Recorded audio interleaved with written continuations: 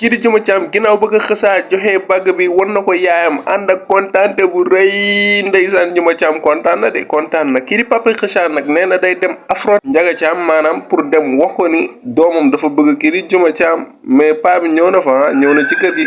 Juma Caam dem na ci yaayam ne ko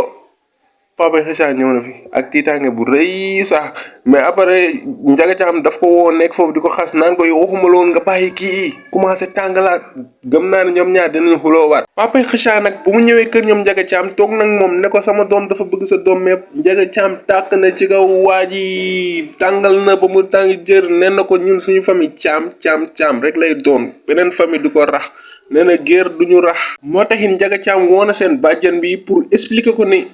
Juma Caam ak alkaali la bëgg boole moo taxit dem na ci tamit ci ki nga xam ne moo di yaayu Jeynaba pour expliquer ko ne ko alkaali ak Juma Caam la bëgg boole mais mère mu ngi tati ne ñemewu ko wax lu mu waxoon alkaali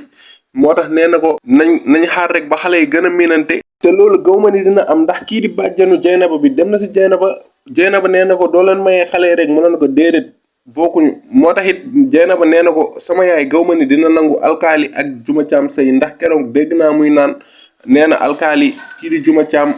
doomu Ozo la te loolu noonu damay ragal kii di bàjjan mi dem wax ko ki nga xam ne moo di Njaga Caam te bu ko waxee famille dina tas de ndax Njaga Caam dina dem ba seen kër tàkk foofu ndax loolu moom du yoon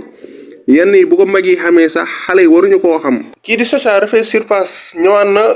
xaw ma ndax mu ngi seen kër wala feneen la nekk mais woo na kii di Paco daal yaa am gën a xam mais suba incha allah lépp dina leer kii di alkaali nag mu ngi jéem a expliquer ni